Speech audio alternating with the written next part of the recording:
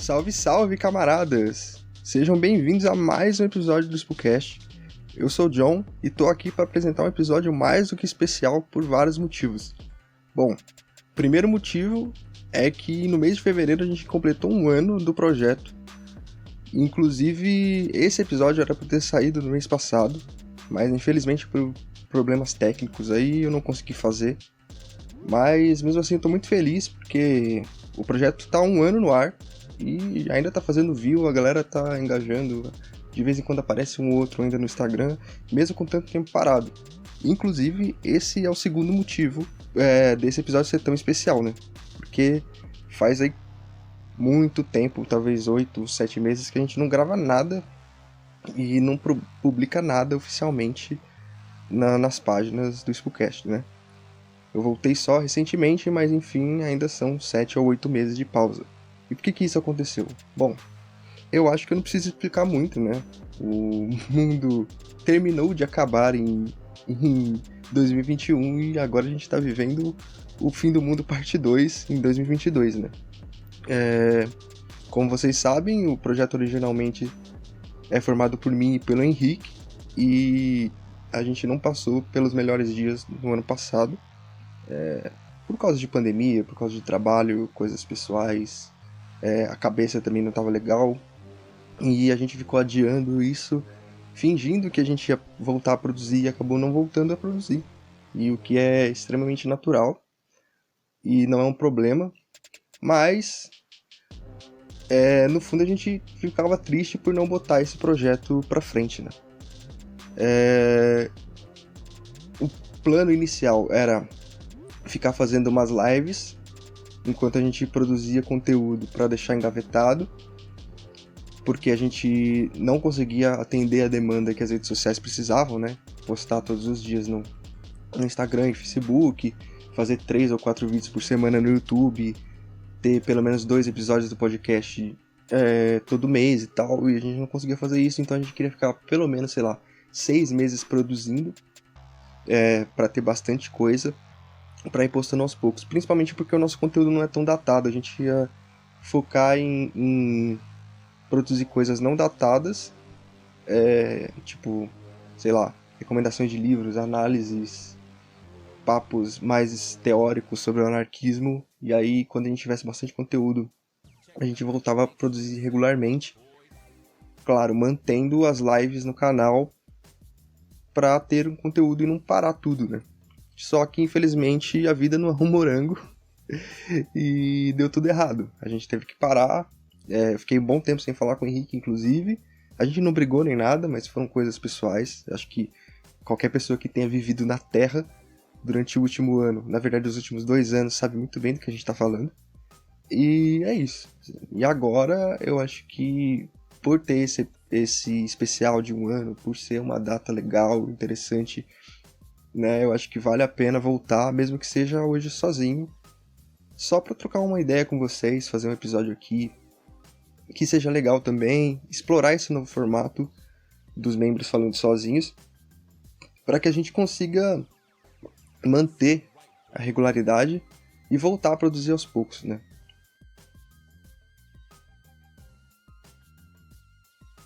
Bom, o canal tá completando um ano, a gente começou ele em fevereiro. Na verdade, o primeiro episódio saiu em janeiro, acho que dia 25 de janeiro. Mas não tinha sido o primeiro episódio, né? Porque ele saiu como piloto lá no canal do Henrique. Então, oficialmente, se eu não me engano, o episódio saiu no dia 3 de fevereiro de 2021, que foi com o Betão. Desculpa, né? Eu deveria ter me preparado melhor para saber a data específica, mas vocês sabem que foi em fevereiro e mesmo assim não deixa de ser especial só porque eu não lembro qual é a data certa. E esse episódio marcou muito pra gente, porque a gente chamou um grande amigo. Não que o Gabriel não tenha sido também um grande amigo que participou e que abriu as portas pra gente, mas esse episódio do Betão foi tipo o teste de fogo, sabe? Porque a gente não tinha tanto contato com o Betão, assim, diário, igual a gente tinha com o Gabriel.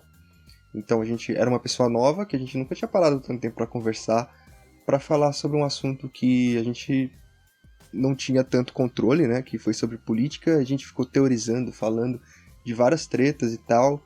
E que, inclusive, fevereiro de 2021, por mais louco que tenha sido, conseguiu ser ainda menos louco do que fevereiro de 2022.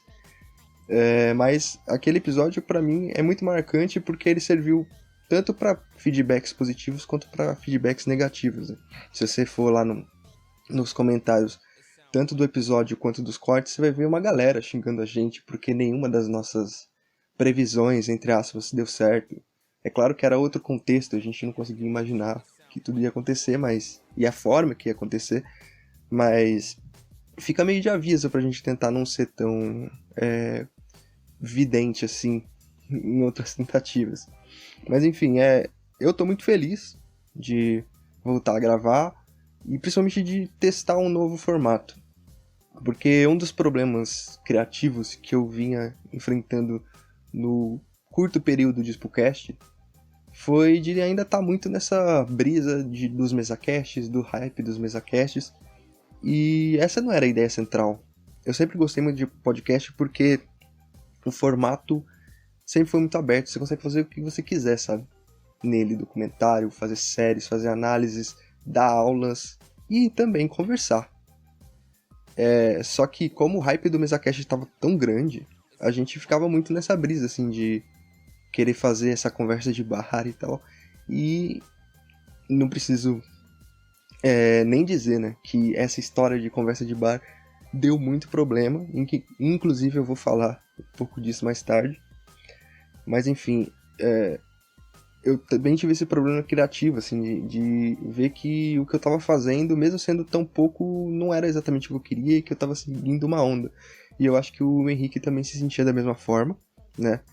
O Henrique é um dos caras mais criativos que eu conheço e ele sempre teve esse problema de se prender em caixinhas, tanto lá no anarco-individualismo quanto aqui no Spookcast, assim.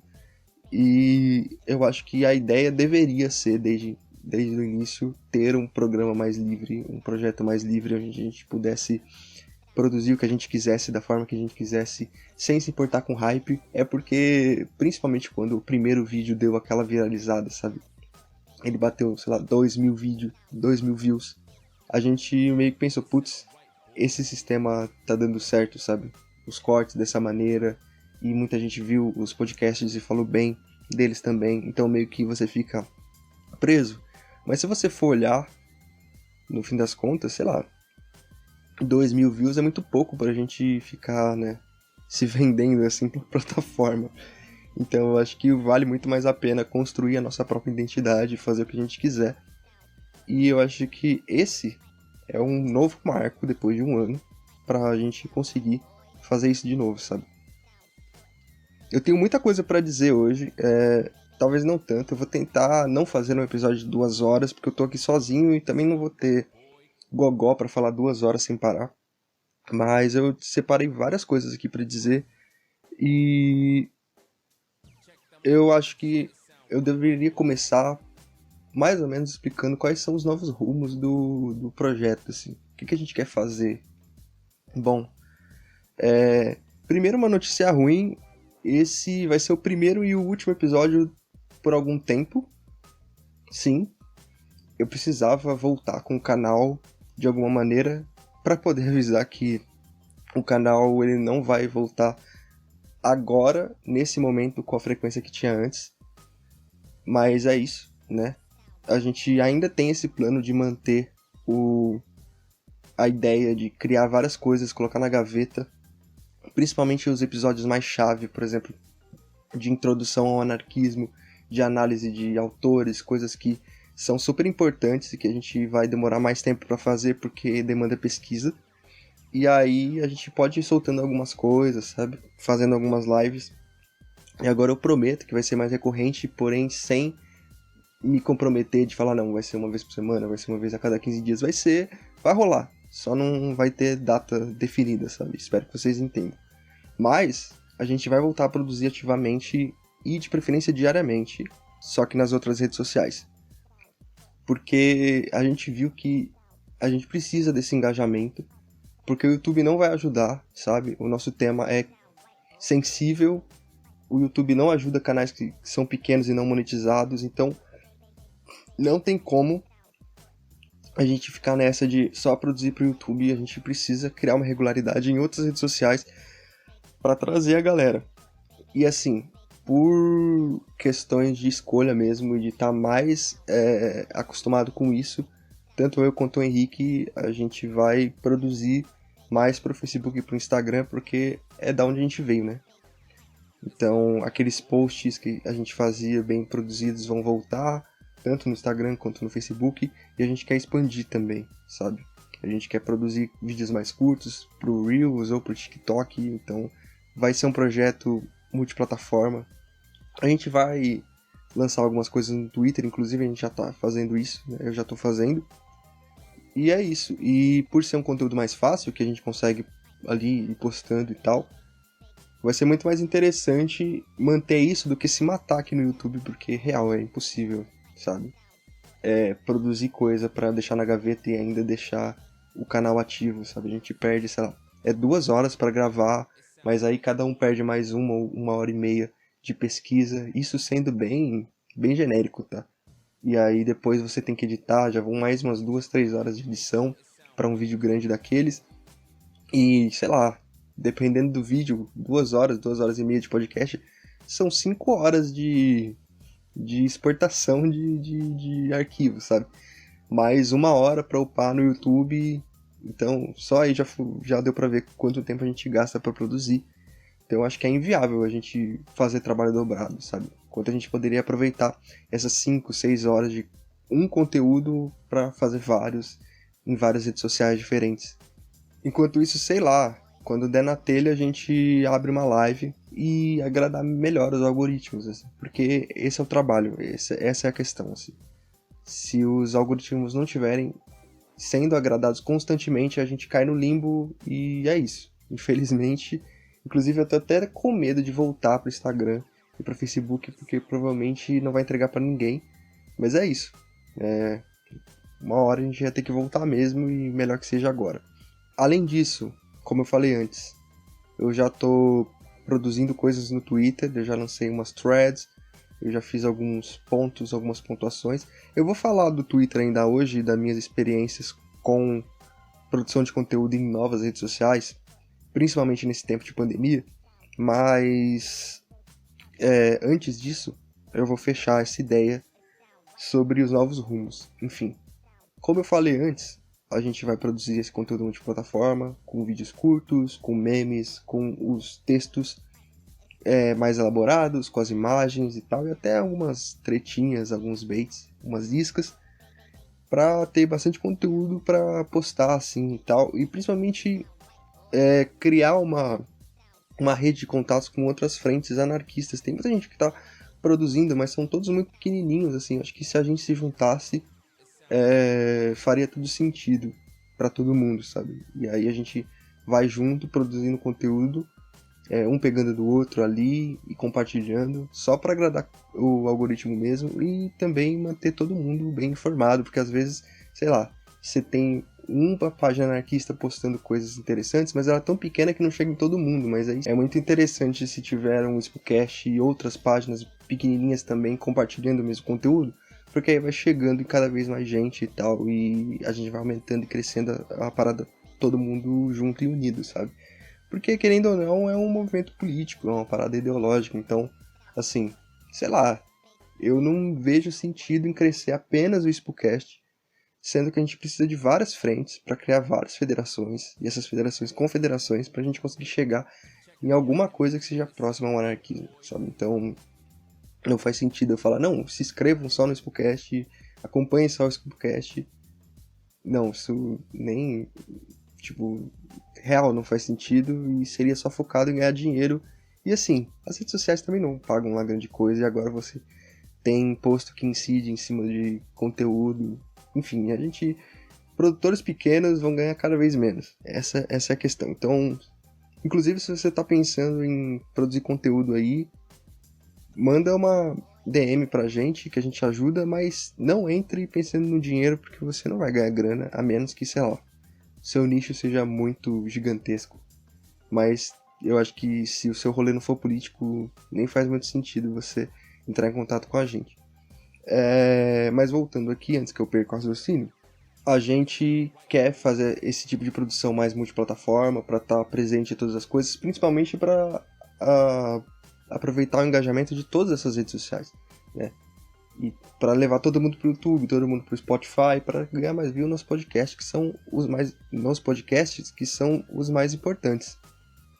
Então é meio que isso, assim, esse é o projeto. A gente vai ficar um pouco off do YouTube, não vai voltar com aquela frequência de antes, para que a gente consiga produzir conteúdo e colocar na gaveta para ir postando depois, mas enquanto isso a gente vai estar bem ativo nas redes sociais e fazendo umas lives aqui, então dessa vez eu prometo que vai ter certa constância e que ninguém vai ficar sem conteúdo.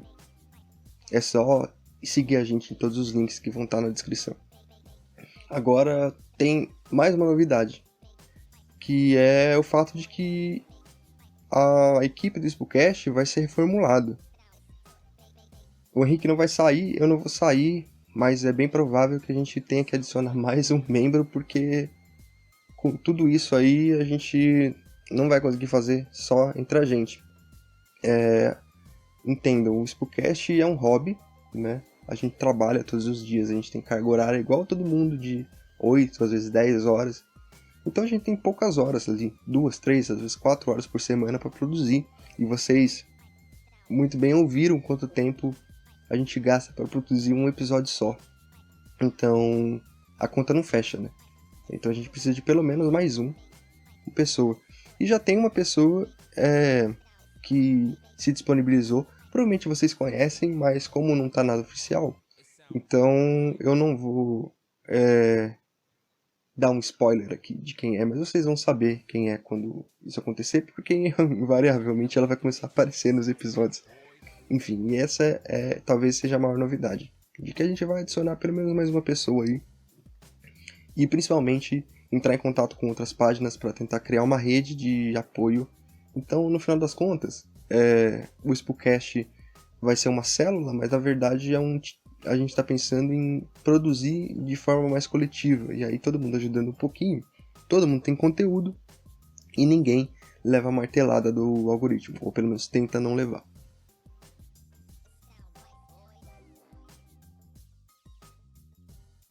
Deixando de lado as coisas mais técnicas desse processo do projeto e tal, queria trocar ideia com vocês sobre algumas coisas.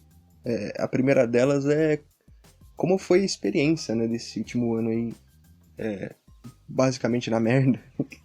Não só por causa da pandemia, porque não estava conseguindo colocar pra frente meus trabalhos com hobbies, e então eu basicamente passei um ano só trabalhando, mas também lidando com outras coisas, como, por exemplo, a minha experiência no Twitter, a minha experiência revendo meus conceitos de debates e passando a odiar debater na internet.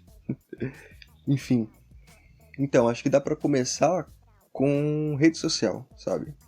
Pra quem não sabe, eu sou formado em comunicação, eu trabalho desde 2017 com redes sociais e produção de conteúdo para publicidade, marketing e etc. E fazer isso hoje em dia é trabalhar com rede social. Então, os meus trabalhos com mídia tradicional foram muito limitados. Eu quase nunca trabalhei com mídia tradicional. Basicamente, 95% de tudo que eu fiz até hoje, de 2017 até aqui, foram com trabalhos em rede social. Então, eu posso me dizer experiente no assunto. E ter esse ano não produzindo conteúdo autoral e só trabalhando, me fez entender que eu odeio as redes sociais, sem sombra de dúvidas. Não querendo ser dramático, mas eu fiquei relembrando as coisas, sabe? Principalmente do que a gente falou lá há um ano atrás, no episódio com o Gabriel, porque naquele tempo eu tava começando a formar a minha opinião, sabe? De, apesar de trabalhar com as redes sociais, odiá-las. E aí eu fui confabulando isso e tal, nesse um ano, e agora eu posso dizer que eu tenho certeza. Na verdade, uma coisa que eu desenvolvi não foi só o ódio às redes sociais, mas o ódio ao trabalho em si, principalmente com várias coisas que eu ando lendo.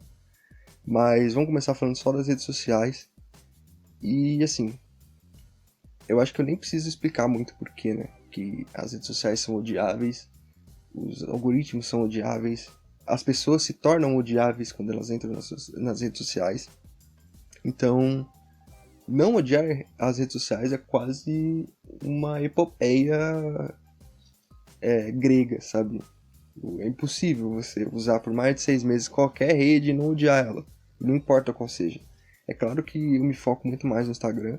O Facebook se tornou meio que um local interessante só depois do Spookcast, porque basicamente ninguém usa, né, no mundo real. E o Facebook virou esse local onde só tem algumas bolhas políticas que é interessante explorar. Mas principalmente com o Instagram, são todas aquelas críticas lá do primeiro episódio elevadas à milésima potência. E isso não melhorou na pandemia, assim. Muita gente achou, não, pô, pandemia, as pessoas estão tristes. Não vai ter mais toda essa glamourização de tudo. E vai virar um ambiente menos tóxico. Você vai tirar os likes, vai ficar menos tóxico. Os stories vão ficar menos tóxicos. Não. Na verdade, o Instagram foi a rede social que escancarou a hipocrisia de todo mundo, assim. Porque você estava no meio da pandemia, as pessoas tinham que se proteger, não deviam estar indo em festas, em locais com aglomeração, e estavam lá, postando story como se nada tivesse acontecendo no meio de um grande pico. Desculpa, eu não quero parecer um pandeminion, né? Mas quem passou por essa experiência e não se chocou com a forma com que as pessoas lidaram com tudo que estava acontecendo, eu não sei onde estão os traços de humanidade de alguém assim.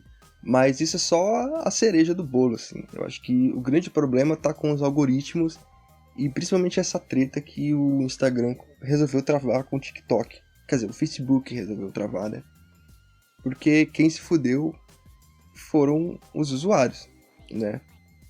Hoje em dia você precisa ser um dentista com pós-graduação em Reels, um advogado com pós em social media, sabe? Senão você não consegue trabalhar. Você precisa fazer dancinha, você precisa fazer meme. Não existe mais separação entre áreas de trabalho sérias e não sérias. E as pessoas estão fazendo duplas jornadas de trabalho, assim, né? Porque ninguém tem dinheiro para contratar, assim. Tudo bem. Eu não diminuí o meu número de clientes, nem as agências que eu trabalho, mas a maioria dos meus clientes são coaches, é a galera do marketing digital, o pessoal fazendo curso. Antes eu tinha muito cliente de todas as áreas, assim, restaurantes, advogados, personal trainers, dentistas, e agora não tem mais. Essas pessoas foram perdendo a capacidade de pagar esse serviço e foram sendo obrigadas a fazer elas mesmas, fazendo jornadas duplas e tal, às vezes triplas de trabalho para conseguir suprir essa demanda dos algoritmos, porque senão você vai pra lama, você não consegue mais clientes. O Facebook é a mesma coisa, sabe? Todo mundo é funcionário do Facebook. A gente produz dados todos os dias para o Facebook e para o Google. Eles deveriam pagar um salário pra gente todos os meses, porque é muita grana que eles ganham em cima de cada um de nós. Então, é por isso que não dá pra criticar a rede social, criticar o capitalismo, criticar o sistema industrial, criticar a forma com que as redes se construíram sem criticar também o trabalho. Mas eu acho que isso é um assunto muito complexo para tratar hoje e eu não vou me estender sobre a minha crítica ao trabalho, mas com certeza vai ter mais conteúdo sobre isso no futuro. Isso é só meio que um disclaimer geral para abrir o meu coração sobre essas experiências de trabalho e com redes sociais nesse último ano. Além de tudo isso, ainda nos últimos meses eu me desbravei na pior rede social da história. que é o Twitter? É sério. Não é querendo ser clickbaiter, não é querendo encher o saco, né? É pagando de tiozão, mas não tem como nada ser pior do que o Twitter. E é foda, porque é uma rede social muito útil. É a melhor rede social para você postar aforismos e coisas do tipo, pequenos pensamentos, sabe? Interagir rapidamente com as coisas. Por exemplo, sei lá, aconteceu uma parada agora, você vai ver muito mais fácil no Twitter do que no Instagram, no Facebook, em qualquer rede social. Só que o algoritmo é uma desgraça. E ele faz com que as pessoas sejam uma desgraça.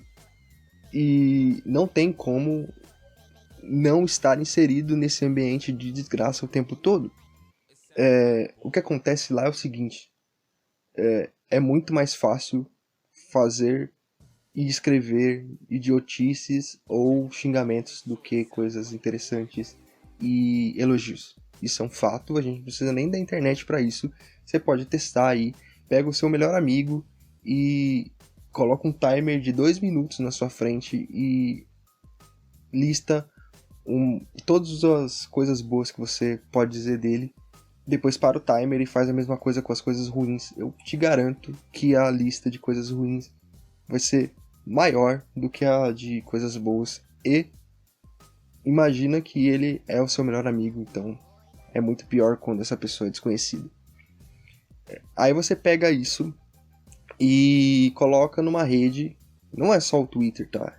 A maioria das vezes é assim, mas no Twitter isso fica mais evidente. Você coloca isso numa rede onde o algoritmo ele premia apenas as interações e não necessariamente as coisas negativas das positivas, até porque não tem como separar isso, né?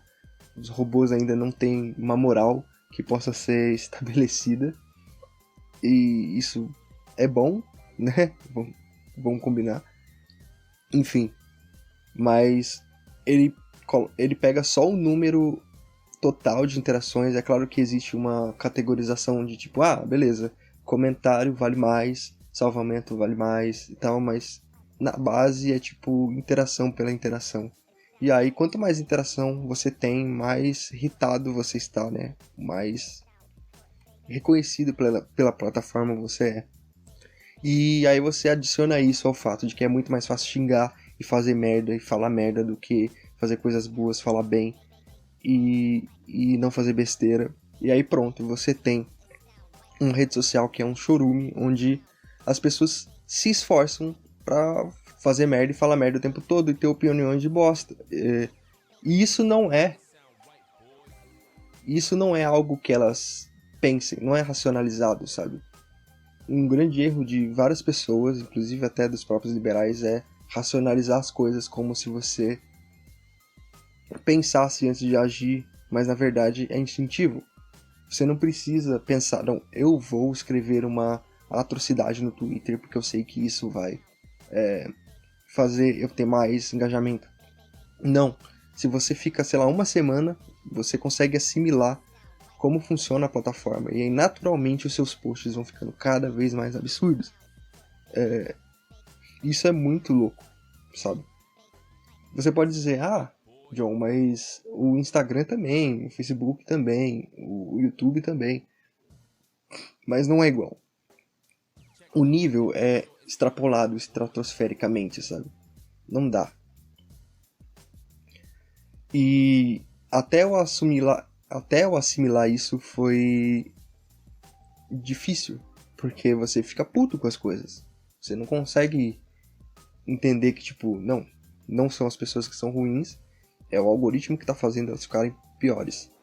Mas aí depois que você assimila, e agora eu tô começando a assimilar, eu começo, tipo, a brincar com isso, sabe?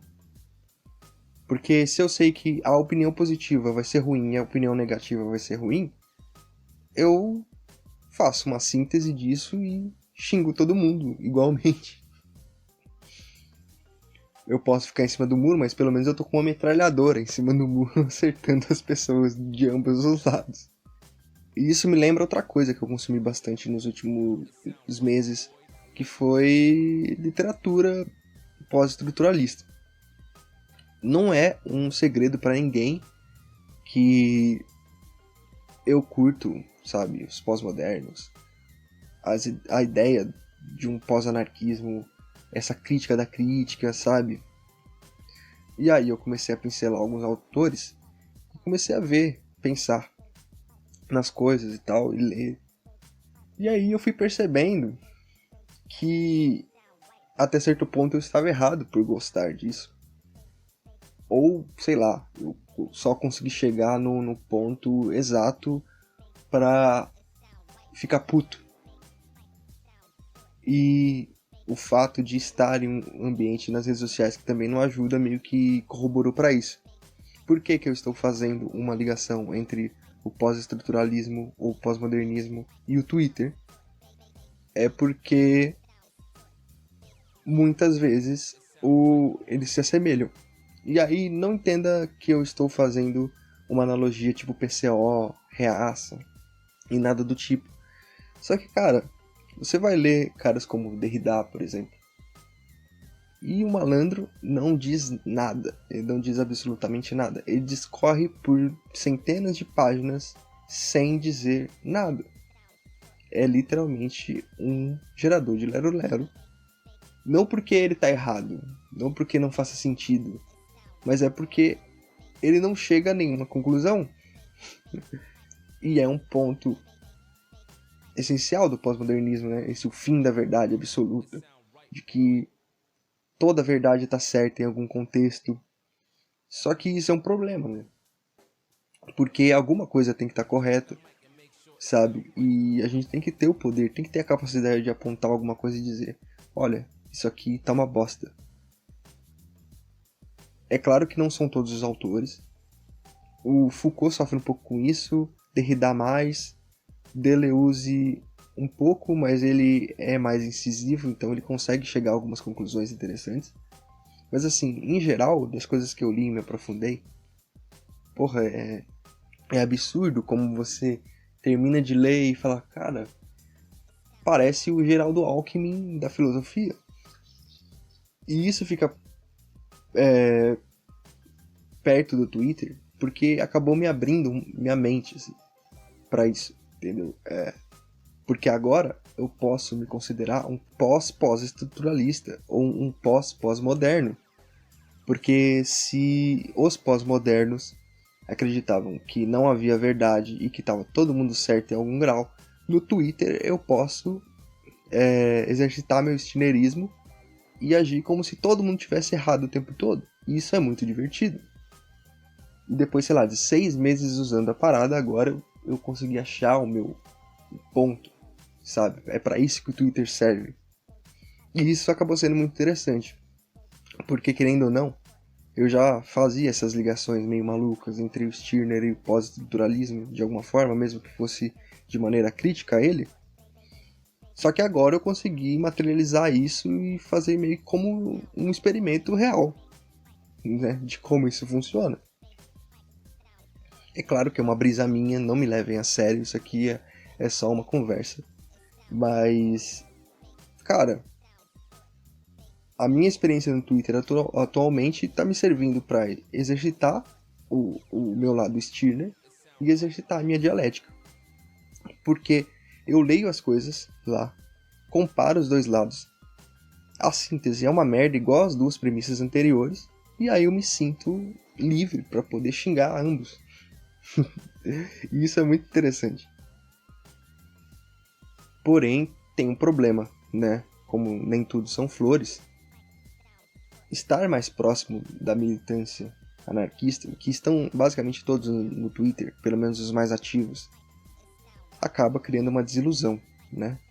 A galera em 2022 ainda está discutindo se comunismo é melhor que mutualismo, se é melhor ser plataformista ou federalista, ou sindicalista, ou sei lá o queísta, sabe? E particularmente eu acho isso muito maluco, cara, porque, sério, quem dera se o debate público fosse decidir se a sociedade vai ser mutualista ou comunista, e não a porra de uma terceira guerra mundial. Cara, é muito louco. E são debates que não levam a lugar nenhum, cara. a minha mesma crítica que eu tinha, sei lá, há um ano atrás, quando o anarquismo brasileiro entrou na brisa de decidir se era de esquerda ou se era de direita. Ou, sei lá, não de direita, né, no caso, mas se era de esquerda ou se estava fora do espectro. E isso não leva a porra nenhuma, cara. É sério, não leva. Então, estou completamente desiludido com a militância anarquista, mas não ao ponto de abandoná-la, mas sim com um ímpeto para tentar modificar isso. A juntar uma galera, gente que eu confio e que não pense igual esses cabeças duras do anarquismo brasileiro, para criar uma nova maneira de militar, uma nova maneira de produzir as coisas, sabe, de se organizar, e que não seja pautada nessa bobagem de escolher um lado ou outro, sabe? Isso é um assunto tão velho, velho. Em 1900, Malatesta já tava falando sobre isso, sabe? Inclusive tem uma thread lá no Twitter que eu fiz, traduzindo um trecho do FAQ anarquista, falando sobre como vai ser a organização econômica do anarquismo, e que fala exatamente disso. Que a gente tem outras coisas para se preocupar, e que uma só maneira de organizar a sociedade não vai dar certo, porque a gente não pode trocar um sistema hegemônico por outro. Então, apesar de bem descrente da militância anarquista atual, eu ainda estou com alguma certa energia para me organizar com pessoas que eu acho interessante, que tem para agregar, para tentar criar uma nova militância, sabe?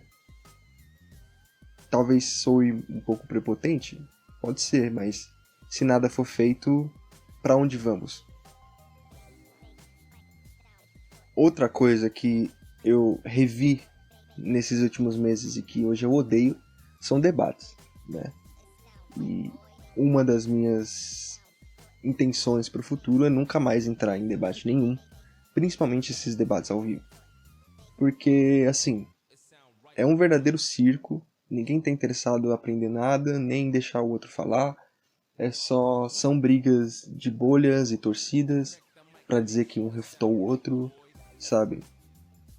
E eu não tô falando de tipo, eu debatendo com um liberal, eu debatendo com um social-democrata.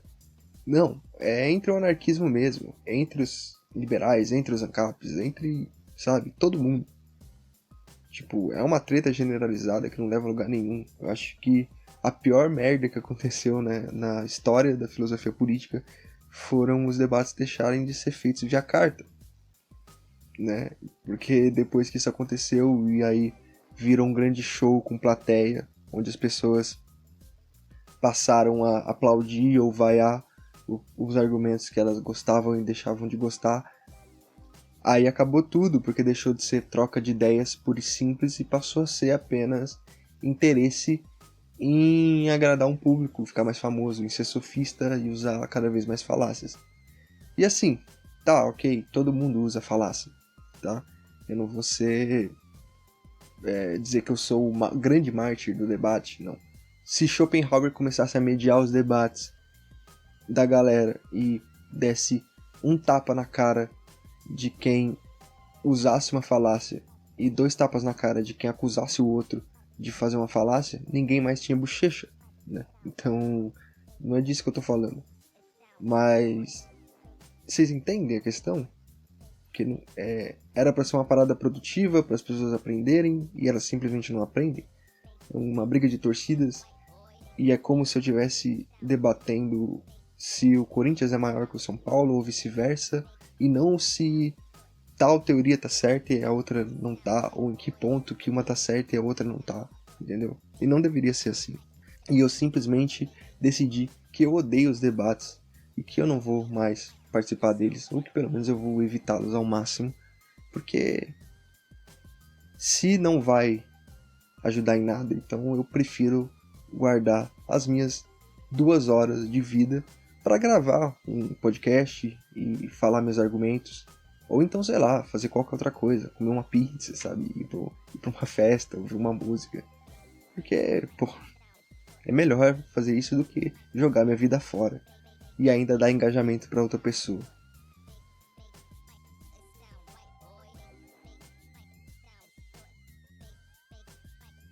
além de tudo isso, ainda temos as atualidades do mundo por aí, né?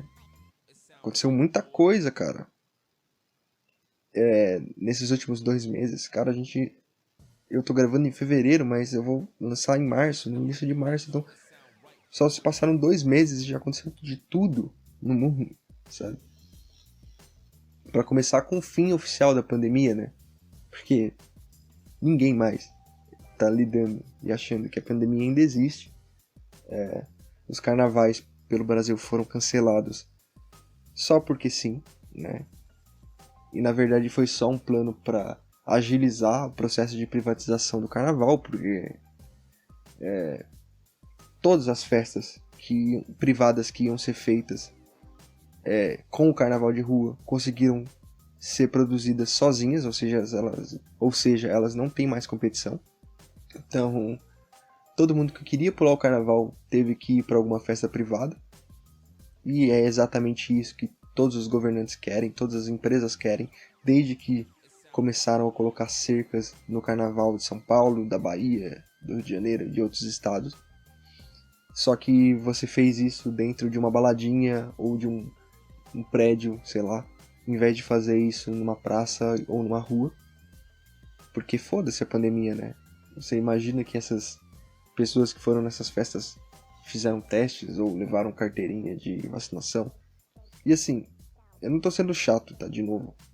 A questão não é estar aglomerando, porque, pô, é isso, né? Tipo, a gente tem que voltar à nossa vida em algum momento. E deveria, inclusive, talvez ter sido mais cedo. A grande questão é usar o argumento da pandemia de maneira completamente ideológica e política para favorecer a iniciativa privada, sabe? No fim das contas, é uma grande hipocrisia geral, né? Deveriam falar, não, a gente quer proibir o carnaval porque a gente quer e deseja que ele seja mais privado, tal, chamar mais marcas, para no futuro a gente conseguir cobrar para as pessoas irem pro carnaval de rua e tal. Porque é literalmente isso, né? Primeiro você começa destruindo os pequenos blocos, os blocos de bairros, aí você começa a colocar cerca nos blocos, grandes blocos, né, que são organizados pelas grandes marcas, e aí depois você usa uma pandemia que não acabou para justificar a privatização do carnaval. Mas enfim, né, eu acho que eu me estendi demais nesse assunto do carnaval, e que a pandemia não gira em torno do carnaval, mas eu acho que ela é o maior exemplo de como a pandemia acabou, né? A gente tá falando aí talvez de quarta dose da vacina, mas a verdade é que ninguém mais está se importando. As pessoas só estão usando máscaras para ir nos lugares porque é obrigado, né? Todo mundo já tá vivendo normal, isso é bom, mas as pessoas ainda estão morrendo, então, tipo, sei lá, qual que é o real ponto de que uma pandemia realmente acabou ou não acabou, né? Quem decide isso? Quais são os números aceitos e não aceitos? Sei lá. A única impressão que eu tenho é que já não tem mais pandemia. E isso acaba sendo mais exemplificado pelos exemplos reais que eu dei, né? Não só do carnaval, mas da guerra mundial eminente, que eu vou falar daqui a pouco. Então, espero que vocês tenham entendido o que eu quis dizer com isso. Além do fim da pandemia, a gente ainda teve o caso Monark, que foi um dos grandes estopins para eu querer gravar esse episódio, né? Porque talvez se um grande arauto do podcast brasileiro não tivesse feito uma merda daquele tamanho, eu talvez não tivesse tido o primeiro insight para gravar esse episódio, escrever a pauta dele, etc. Bom, não tem muito o que dizer, eu nem vou ficar me alongando muito, todo mundo já sabe o que aconteceu. E quem tiver mais interesse em saber a minha opinião, e talvez uma opinião mais anarquista sobre esse caso todo, tem acho que uns 4 ou 5 tweets sobre isso lá no Twitter. Eu fiz uma thread, inclusive linkando o caso Monark com meus estudos em comunicação e tal, e a forma com que a mídia pode usar caras como o Monark para favorecer pautas, ideologias, narrativas. Então tá interessante, uma galera gostou, né? É claro que o engajamento lá é meio baixo, mas Tipo, quem leu achou interessante. Inclusive, não só essa thread, né? Eu fiz algumas threads que ficaram legais. Eu falei lá sobre alguns argumentos ANCAPs, eu falei sobre NFT bastante também, falei sobre o Monark, falei sobre a Guerra Mundial e tal. Então, de novo, estou aqui fazendo campanha para vocês irem lá e seguirem a gente nas outras redes sociais, porque a gente vai voltar a postar lá com frequência e vai estar muito legal. Então, quem quiser, vá. Mas sobre o caso Monark, eu acho que se eu tiver alguma coisa para falar que eu não tenha dito ainda nas redes sociais, bom, isso só faz exemplificar um fato que todo mundo que é socialista e anarquista e crítico aos governos já sabe há muito tempo, que liberdade de expressão é um spook, como vocês gostam que eu diga, tanto de um lado quanto de outro. Ou seja, quem é a favor da liberdade de expressão está usando um conceito que não é real dela, e também quem é contra está fazendo a mesma coisa. Porque, de fato, a liberdade de expressão nunca existiu, não existe, você nunca pôde falar o que você quiser. O fato de você ter ou não leis sobre isso não quer dizer absolutamente nada, porque você ainda pode ser oprimido por outras questões e não necessariamente o Estado, né? E quem é contra ela também usa os piores argumentos possíveis para isso. Então, a única coisa que você consegue de tirar de interessante desse caso todo é que o Estado e o capital são as piores maneiras de tentar tolir ou incentivar alguém a falar alguma coisa. E não só isso, né? A fazer qualquer coisa. Porque esse é um tipo de organização social que é horrível, que é uma merda, que não deveria existir. E eu acho que qualquer anarquista que tenha chegado a outra conclusão que não algo perto disso, tá precisando ler mais, olhar mais em volta e tal.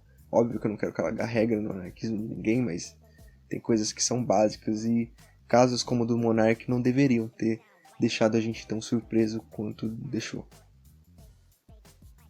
Olha só, eu não queria deixar esse episódio tão longo, pelo menos aqui na minha gravação já tá beirando 1 hora, mas eu ainda tenho algumas coisas para falar, entre elas a própria Guerra Mundial, que está perto de acontecer. Então, eu vou tentar ser breve para não encher muito o saco de vocês e que vocês não sintam tanto tédio ouvindo a minha voz por tanto tempo. Apesar de que eu sei que vocês, em maioria, ouvem no 1.5 ou no vezes 2. Mas, enfim, vou tentar acabar com essa parte o mais rápido possível. Então, Guerra Mundial, né? Conflito Rússia e Ucrânia, que na verdade é Rússia e OTAN. E a Ucrânia é só um bode expiatório. Bom, o que eu tenho para dizer, né? Tipo, é uma coisa complexa que muda o tempo todo. Eu até tentei escrever alguma coisa no Twitter sobre isso. Tenho minha ideia formada sobre o que está acontecendo. Mas sei lá, as coisas mudam tanto que eu não gosto de fazer muitas previsões. Porém, já que eu estou gravando aqui, né? Eu vou me dar o direito de prever alguma coisa, pelo menos para tirar um corte interessante dessa conversa toda. O fato é que, surpreendendo um total de 0 pessoas, o maior interessado nesse conflito todo é os Estados Unidos. Porque eram isso que eles queriam desde o início. Eles estão desde 2008 flertando com esse negócio de colocar a Ucrânia na OTAN. E aí sempre quando quase acontece, eles dão um passo para trás e atiçam a Rússia. Aí a gente só tem que entender o motivo de fazer isso. Bom, a verdade é que nos últimos 20 anos a OTAN cercou a Rússia, né? Ela pegou quase todos os países perto da Rússia ali para deixar ela sem ação, né? Agora ela basicamente só tem a Bielorrússia e a parte oriental da Ucrânia ali para fazer alguma coisa, né? Para tentar se organizar geopoliticamente. E isso nunca agradou o Putin, porque imagina você ser um grande ditador e você está passando por um processo de achatamento do seu poder, né? E você vê o seu inimigo chegando cada vez mais perto. Então, tudo que a OTAN e os Estados Unidos querem é que a Rússia perca seu poder, cada vez mais e que eles possam aplicar cada vez mais sanções neles. Isso é o básico do conflito inteiro.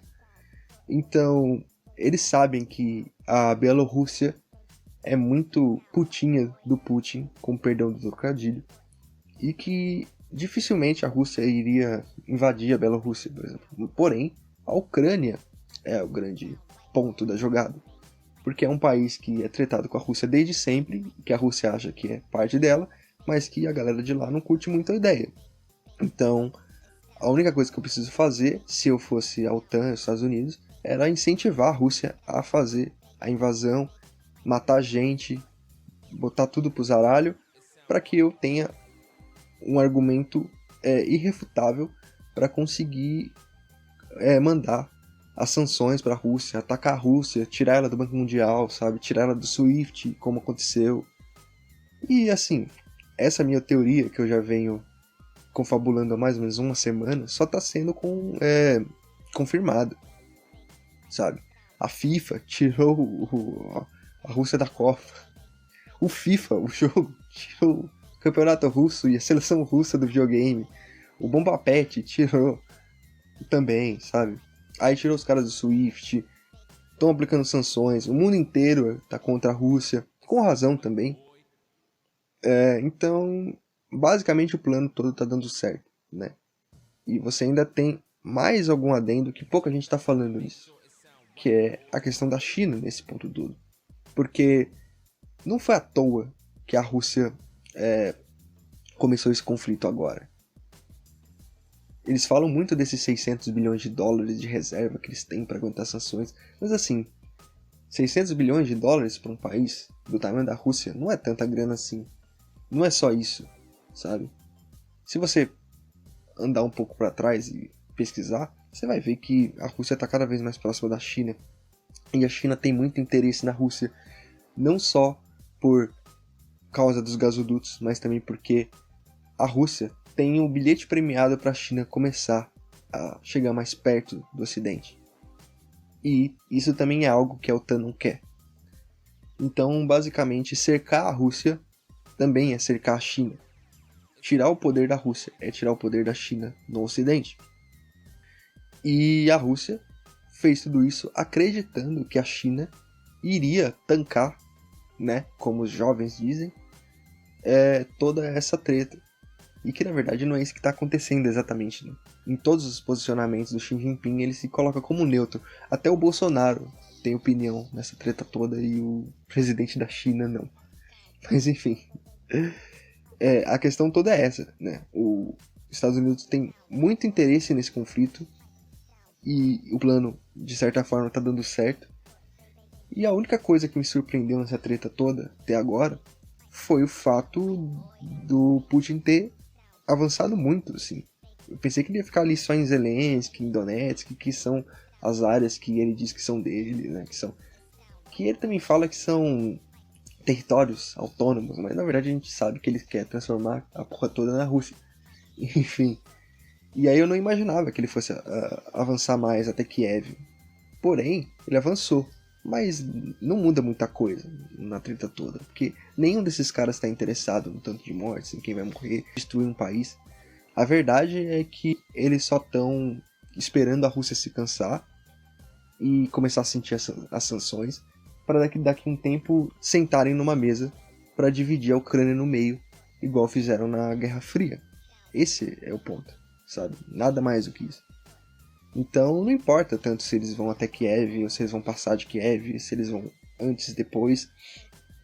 Porque no fim de tudo, quem vai decidir não vai ser a Ucrânia. No fim das contas, o que vai ser território ucraniano e o que não vai ser, não importa, né? Eles só querem poder negociar.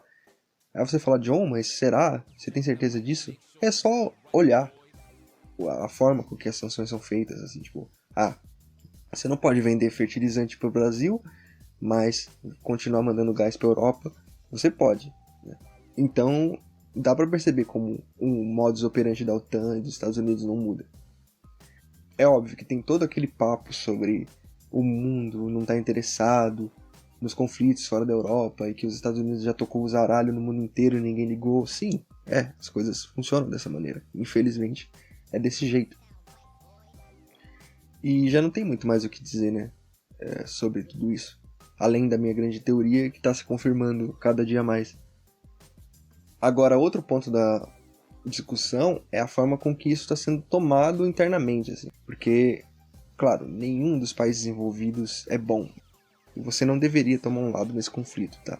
Se você toma um lado aqui, você nada mais é do que um bobão, um tonto. Sendo bem sincero. Agora, é claro que a gente não pode deixar de criticar as coisas que estão acontecendo na Ucrânia, por exemplo, né? Como eles têm a porra de um exército nazista lá, como na Rússia também tem, sabe? E principalmente ficar de olho como estão agindo as organizações anarquistas, porque por mais que lá tenha muito neonazista também, muita gente da pior espécie, ainda tem lá os anarquistas que estão fazendo ou tentando fazer alguma coisa, pelo menos para ajudar os refugiados. E aí é óbvio que a esquerda, que por algum motivo que eu não entendo, mama Putin, tá criticando os anarquistas porque aparentemente, entre muitas aspas, eles estão do lado ucraniano, ou seja, nazista da história. E aí entra uma parada que é muito importante de debater aqui. Tem muito nazista na Ucrânia, tem muito nazista na Rússia. A galera do leste europeu gosta de fazer isso. E não só eles gostam de ser nazifascistas, como eles curtem fazer sínteses ideológicas. Então, por lá, tem muito de uma galera que se autoproclama nacional anarquista, que é basicamente usar uma retórica anarquista para defender nazifascismo. Então, se você vê uma galera se dizendo anarquista no meio desse rolê, e estando lá no meio dos Azovs e tal, ou no meio dos russos nazistas também, pense neles. Pense que não são anarquistas de fato, e sim uma galera que se diz anarquista, mas na verdade é realmente nazifascista. Agora, cá pra nós, né? Tem uma galerinha aí, amarelinha, que curte flertar com o nazifascismo bastante, né? E que se eu não fosse um fudido de grana, eu apostaria um dinheiro que tem uma galera Don't Tread on Me no meio desse negócio aí, batendo no peito e se dizendo anarquista, se é que essa narrativa dos tanques tá certa, tá? Também não sei, mas se tiver, e eu não duvido que esteja em algum grau, eu botaria minha mão no fogo pra dizer que tem uma galera aí da bandeira amarela se proclamando anarquista enquanto corre junto com fascista e nazista.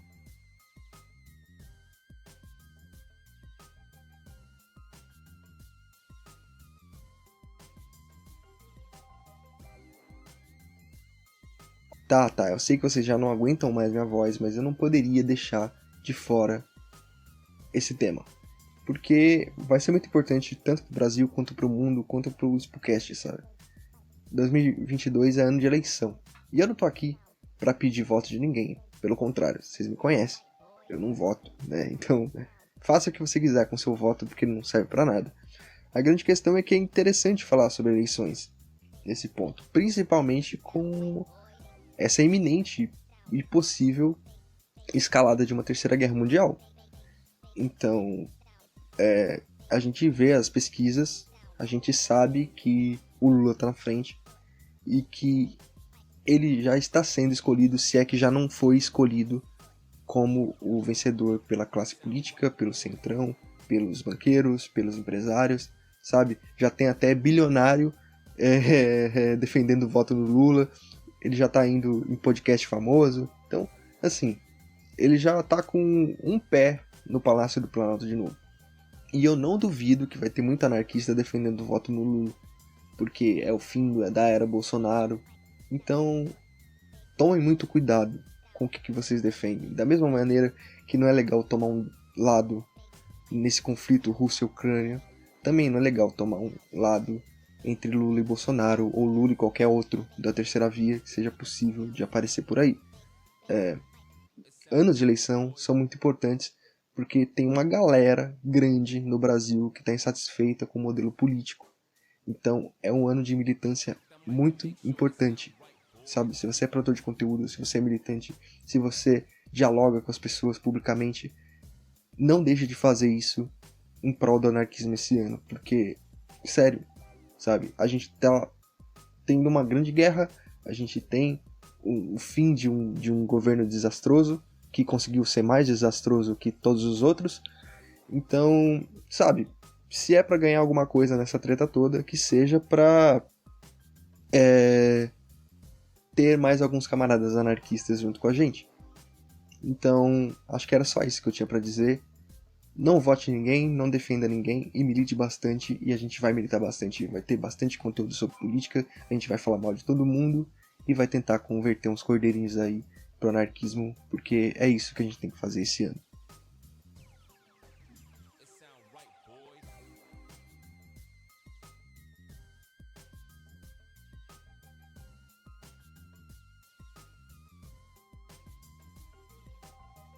Então, para finalizar os conteúdos de hoje, desse podcast que já tá ficando mais longo do que eu gostaria que ele ficasse, eu trouxe algumas perguntas, assim, nesse quase um ano parado, vários meses parado, a gente recebeu várias perguntas nos comentários, no Instagram, nas redes sociais, no Facebook, até na minha DM, e eu queria começar, eu sempre quis, na verdade, começar um quadro de responder perguntas nos episódios. E eu acho que, como eu tô sozinho aqui, é um bom motivo para iniciar isso. Então eu separei 3 perguntas aqui, que são das que a gente mais recebe, para responder. E vou aproveitar para chamar os camaradas aqui, o Henrique, e chamar o Gabriel também para responder comigo. É claro que, como eu tô gravando agora, e eles nem sabem da minha ideia ainda, eu vou pedir para que eles mandem áudios para mim, e eu coloco aqui na edição, mas eles também vão responder as perguntas. Desculpa, dessa vez eu gravei meio que no ímpeto e eu não me preparei, não sei quem foi que perguntou, mas se foi você que perguntou, coloca aqui nos comentários que eu te dou um coraçãozinho, eu agradeço a sua pergunta e eu falo no próximo episódio o seu nome, beleza?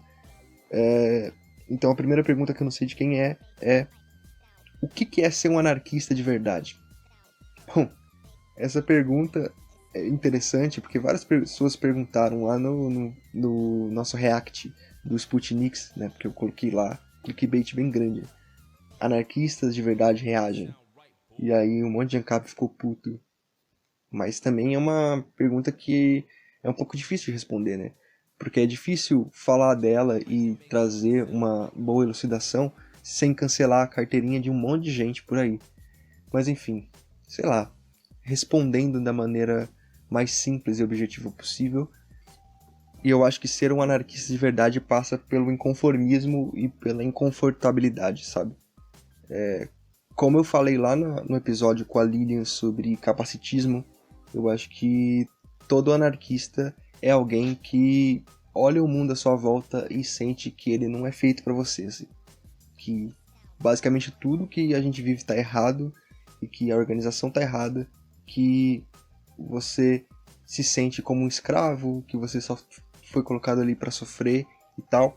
Isso parece genérico, porque qualquer grupo pode usar isso para se definir também, só que você vai tirando meio que pelas negativas, sabe? Então, se eu tô falando que todas as estruturas da atual sociedade são ruins, então se você defende o Estado, você não é um anarquista. Se você defende capitalismo, você não é um anarquista. Se você defende modelos patriarcais, você não é um anarquista. Se você defende a supremacia de gênero ou a supremacia racial, você não é um anarquista, sabe? Porque todas essas são estruturas da nossa atual sociedade. Então, se você não é um crítico de absolutamente tudo, em algum grau, eu acho difícil, né, que você realmente seja um anarquista de fato.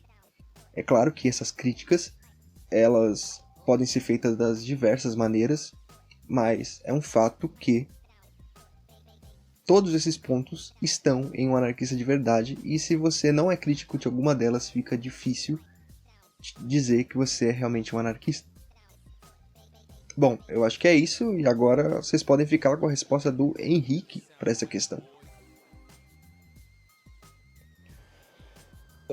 A resposta para a pergunta, o que é ser um anarquista de verdade, é uma resposta paradoxal, né? Porque a partir do momento que você se coloca como uma autoridade para definir quem é e quem não é anarquista, como um fiscal de anarquista,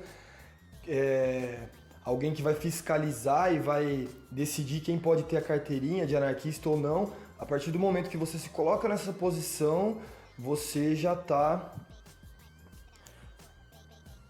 indo contra os princípios do anarquismo, que é a liberdade, né, o anti-autoritarismo, a crítica muito forte à autoridade e, e as hierarquias, né? Então você já está se colocando acima do pedestal aí perante aos outros, né? Você é o cara que pode decidir quem é e quem não é anarquista. Eu acho que o debate ele não é bem por aí. Eu acho que essa pergunta ela tá mal colocada porque e é uma pergunta assim que a gente estabeleceu mesmo de forma provocativa e chamativa porque é o que acaba acontecendo aí nesses debates que tem por aí pela internet a respeito do anarquismo. Muita gente querendo dizer quem pode ser e quem não é anarquista. E eu acho que esse debate não rola por aí. A questão é esclarecer sim o que é o anarquismo, o que se espera de um anarquista, mas para fins de esclarecimento mesmo, de debates sérios, né, de discussões sérias, e não para usar isso para ser um fiscal de anarquista, para ser um autoritário e cagar regra na vida dos outros, né? E, inclusive, existe, é claro, uma importância em se discutir a ontologia do anarquismo, né? Para você saber o que é o que, né? O que é anarquismo, o que é liberalismo, o que é conservadorismo, o que é socialismo, o que é capitalismo, o que é fascismo, para até onde vai cada um desses conceitos, né? Até onde o anarquismo vai e aonde ele deixa de ser anarquismo. Existe uma importância, sim, em se discutir isso, em se esclarecer isso, para combater a desinformação, né? Porque a gente, ainda mais hoje que você tem grupos reacionários que querem se reivindicar anarquistas, como são os anarcocapitalistas. Então existe sim uma importância em se combater a desinformação, em esclarecer as coisas, e também a grande mídia aí que historicamente sempre usou o termo anarquia como sinônimo de caos, desordem e todo mundo pode fazer o que bem entender e foda-se, né? Como, por exemplo, a gente viu recentemente lá no podcast, no Flow Podcast, quando o Monark falou aquela merda que ele era a favor de ter um partido nazista oficial e tudo mais, porque ele defende a liberdade de expressão e o caralho a quatro. A Tabata Amaral respondeu, retrucou ele, dizendo, então é anarquia, pode tudo, né? Como se um anarquista, em uma sociedade anarquista, a gente fosse permitir um partido nazista andando livremente e se expressando livremente na nossa comuna, no nosso território, né? Isso não jamais iria acontecer.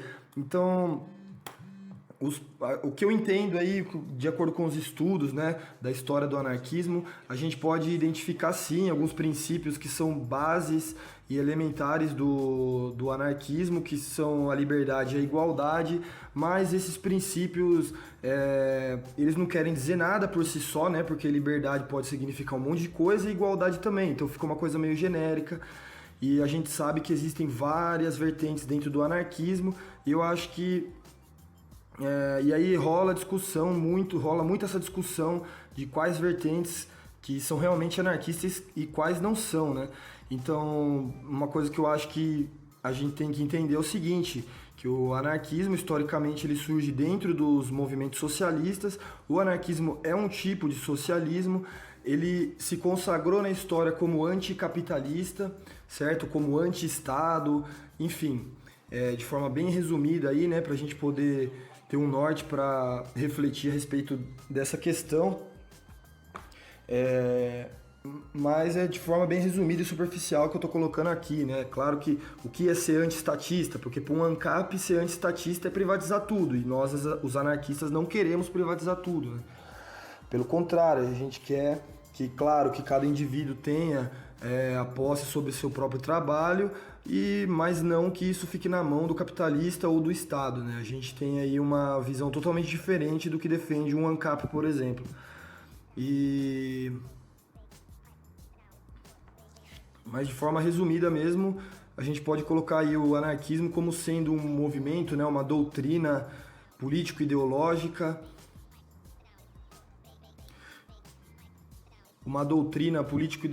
que vai se colocar contra qualquer tipo de dominação. Então, os anarquistas eles vão se opor a todo tipo de dominação entre os seres humanos, né? Entre homem, mulher, Estado, nações, de ordem econômica e etc. Então, o que se espera de um anarquista é que ele seja anti-Estado, né? Anti-estatista, anticapitalista, antirracista, anti-misoginia, anti-homofobia, anti-machismo, antissexismo, certo? Então é isso que se espera de um anarquista, né? É o que se entende aí dentro desse escopo, é o que se espera, né, do movimento anarquista no geral. Mas assim, sempre vai ter aquele cara que vai apontar o dedo pra mim e vai falar que eu não sou anarquista de verdade e os autores que eu sigo também não são, e etc, etc, etc e tal. Eu acho que isso não importa tanto. A partir de um certo momento que essa discussão deixa de se fazer importante, o que acontece na verdade é a segregação cada vez maior dos anarquistas e de gente que está interessada, que poderia estar unida, que poderia estar organizada para lutar contra o Estado, contra o capital. Enquanto isso elas estão brigando na internet para decidir qual fulaninho é mais anarquista do que o outro, né? Então eu acho que o que vale aí não são nem os rótulos e sim aquilo que as pessoas defendem e as práticas delas, né? Nada impede de a gente se juntar com pessoas que não são anarquistas também, se os nossos interesses forem comuns e os nossos objetivos também, né, forem comuns. Então, sei lá, mas você vai se juntar com o ANCAP?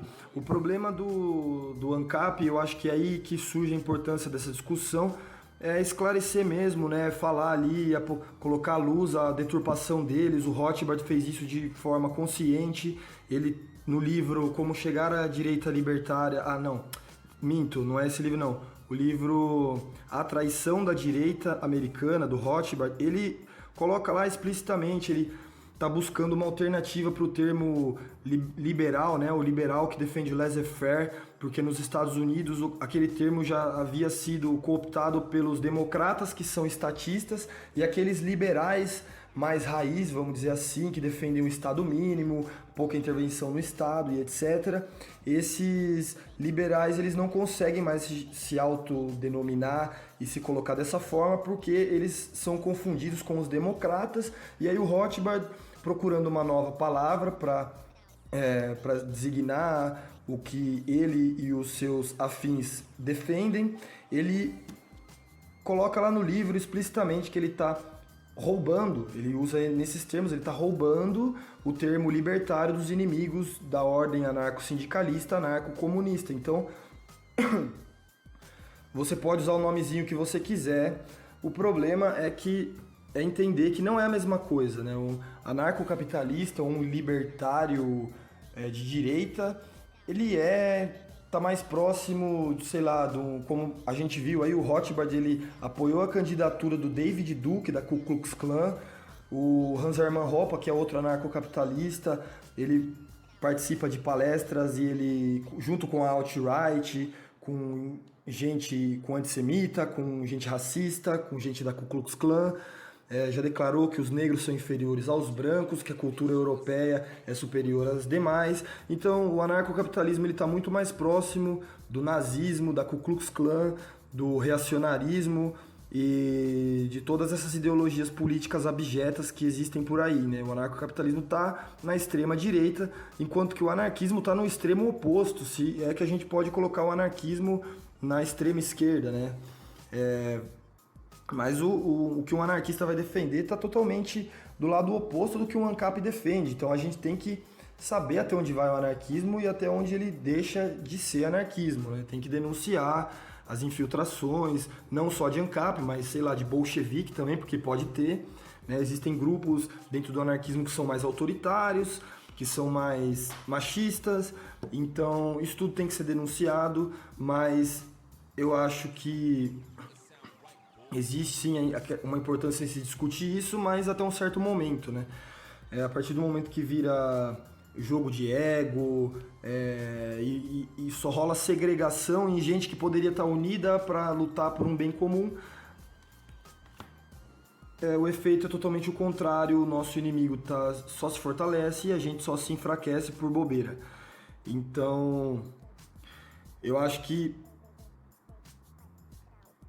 é muito difícil de nós, anarquistas libertários, nos posicionarmos dessa forma, por conta mesmo do anarcocapitalismo, que cresceu muito lá nos Estados Unidos e agora aqui no Brasil também.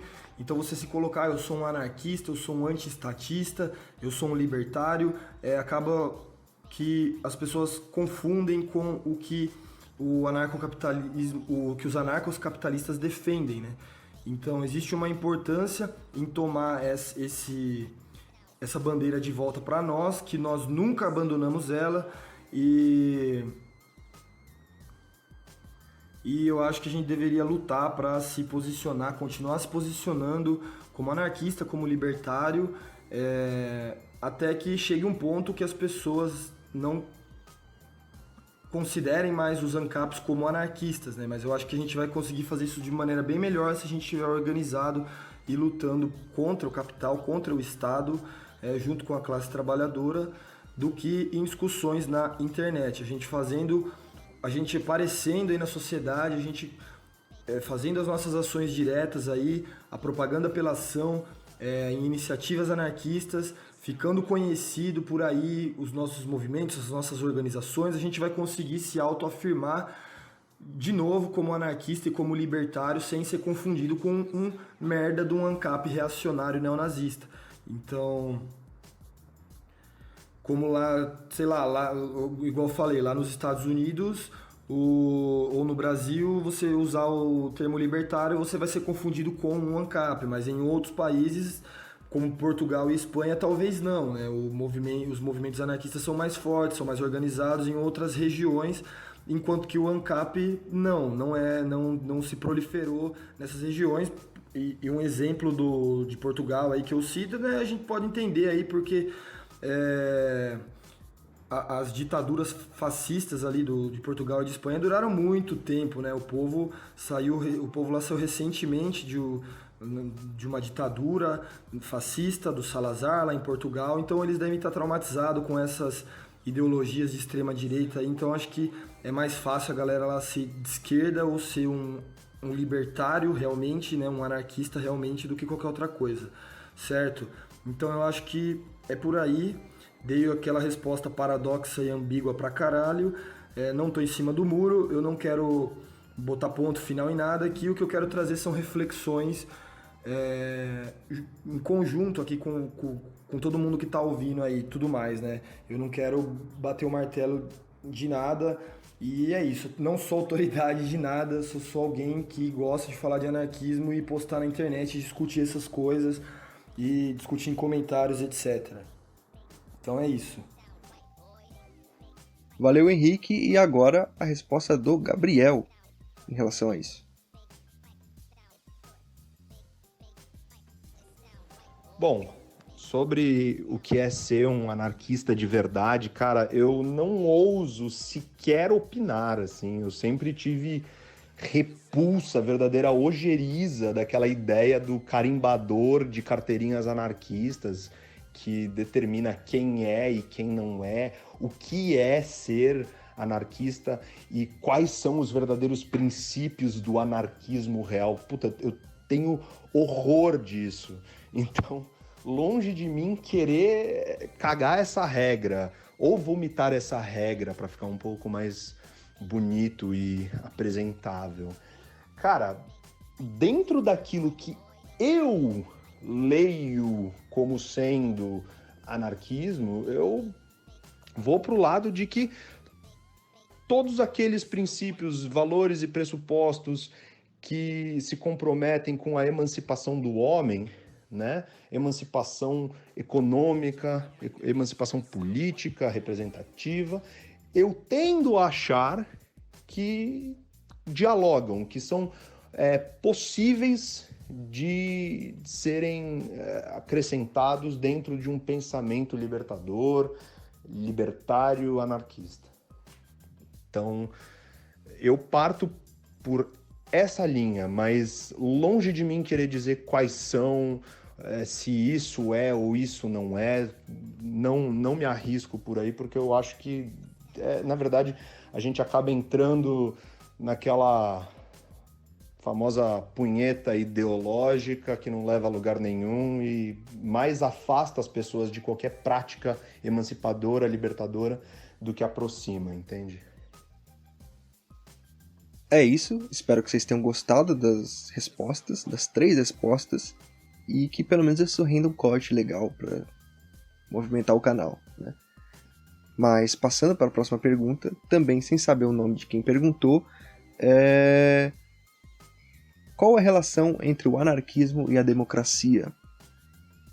Caramba, eu acho que essa é uma pergunta ainda mais difícil que a primeira, porque é difícil, né? Você se colocar como um não democrata ou como um democrata. Tipo, eu acho que em ambas as posições você vai estar errado em um grau dependendo do que você defende, né? Então, eu até evito usar o termo democracia, porque ele em si é bem problemático, sabe? Ele surge na Grécia, onde democracia parecia algo bonito, né, para quem lê e tal. Nossa, é a escolha do povo e algo assim. Só que a gente pouco se atenta a qual era a definição de povo que a galera usava, né? Que era basicamente a sociedade civil grega, os militares e os políticos. Só que aí que tá, né?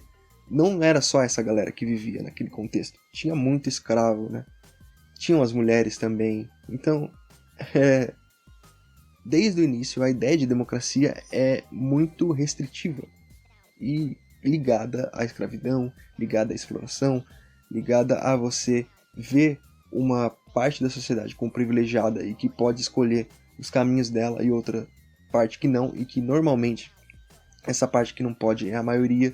Então é difícil você olhar para qualquer tipo de formato de decisão anarquista e dizer, olha, isso aqui é democracia. Muita gente fala sobre democracia direta no anarquismo, né? Que as assembleias e decisões coletivas seriam democracia direta, mas eu prefiro não chamar assim.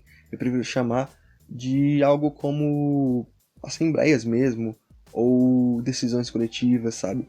Qualquer outra coisa que fuja da ideia de democracia, porque não só a democracia liberal é um problema, como a democracia como conceito também é problemática. Então, como eu falei na resposta anterior, a gente tem que criticar tudo o que é estabelecido como estrutura da atual sociedade para pensar algo mais próximo do anarquismo. E aí, Henrique, o que você tem a dizer sobre isso? A relação entre anarquismo e democracia. Bom, primeiro a gente tem que entender o que é democracia. O poder emana do povo, é isso que significa aí a tradução ao pé da letra, o poder emana do povo, mas quem é considerado povo, né? Nem sempre todo mundo é considerado povo. A gente tem lá na Grécia Antiga, por exemplo, a democracia grega, onde nem todo mundo podia votar. E é interessante que na época, na Antiguidade, a República Romana e a democracia grega eram vistas como água e óleo, algo que não se misturavam. Enquanto que hoje a gente entende democracia e república como sinônimos. O que a gente tem aí nessas democracias modernas são, na verdade, são repúblicas com mecanismos democráticos certo? Existem vários tipos de democracia, vários entendimentos desse conceito. Existe a democracia direta também, a democracia antiga, a democracia moderna e etc. Então a gente tem o que a gente vive aí são repúblicas com mecanismos democráticos, né? As democracias modernas, as democracias liberais, né? E também quando essas democracias modernas elas surgem, nem todo mundo podia votar, mulheres não podiam votar, você tem essas democracias sendo estabelecidas ao mesmo tempo coexistindo, né? Você tem essas democracias modernas coexistindo com a escravidão no começo. E se hoje você tem uma democracia um pouco melhor, onde mulher pode votar, onde negros podem votar e etc., não é porque alguém foi lá e deu uma canetada e tudo virou mil maravilhas, né? Foi por causa de muita luta e essas canetadas, a oficialização desses direitos acontecem por pressão das lutas nas ruas e não porque o político é bonzinho, não porque a princesa Isabel era boazinha e tudo mais, tá? Mas nós, anarquistas, a gente se opõe a esse tipo de democracia, que é uma democracia burguesa, essa democracia moderna, essa democracia liberal ou essa república com mecanismos democráticos, é uma democracia burguesa, onde vai favorecer aqueles que têm dinheiro, aqueles que detêm os meios de produção, os capitalistas, os burgueses, que controlam o Estado, né? Que controlam o parlamento desde o início do capitalismo, desde o início da criação dessa república, a partir do momento que as monarquias foram derrubadas e a antiga ordem com a nobreza também, né? As antigas castas ou estamentos foram derrubadas junto com a monarquia para se instaurar a nova ordem do capitalismo e das repúblicas democráticas de valores liberais, onde as castas e os estamentos são abolidos e aí você só tem classes sociais com base no poderio econômico dos indivíduos. Então o anarquista se opõe a essa democracia, a essa república representativa, né? A gente não quer representantes, a gente quer se representar diretamente na sociedade. Eu, enquanto indivíduo, me represento na sociedade, eu não quero que ninguém fale por mim, certo? Até porque o sistema com o qual estabelecido esses representantes é um sistema totalmente injusto, certo? Pessoas que vão falar por mim, que não estão aptas para tal e onde não houve o meu consentimento também para que isso aconteça, né? Então isso é importante. Se fosse consentido, eu escolho alguém para me representar em uma ocasião específica, é uma coisa, eu escolhi aquilo, né? Não outra pessoa que escolheu por mim ou outras pessoas que estão disputando entre dois candidatos onde eu não quero participar, que vão escolher por mim independente da minha voz, né? Então, eu me represento diretamente na sociedade. Eu acho que esse é o ponto do anarquismo, né? Mas agora, o anarquista ele é contra a democracia? Não necessariamente. A gente preza pela democracia direta, né? A gente preza justamente por uma democracia que vai levar em conta a autorrepresentatividade dos próprios indivíduos que estão inseridos nessa sociedade, né? A gente vai se colocar como um agente social e se representar perante a sociedade, não um parasita qualquer aí, certo?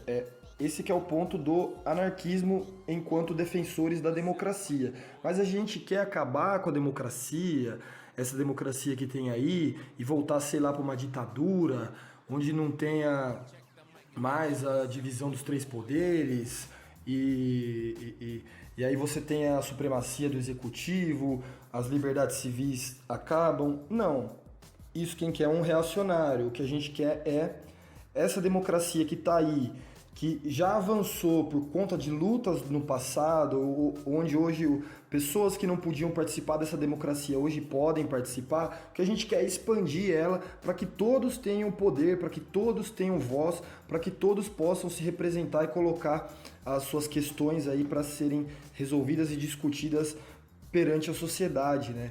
Então, se a gente olhar na história do anarquismo, a maneira que os movimentos anarquistas se organizam é através da democracia direta, em assembleias e tudo mais, né?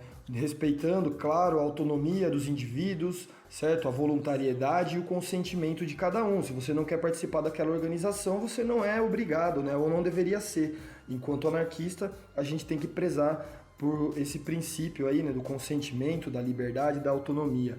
Então, é possível sim uma democracia dentro do anarquismo, mas que respeite esses parâmetros.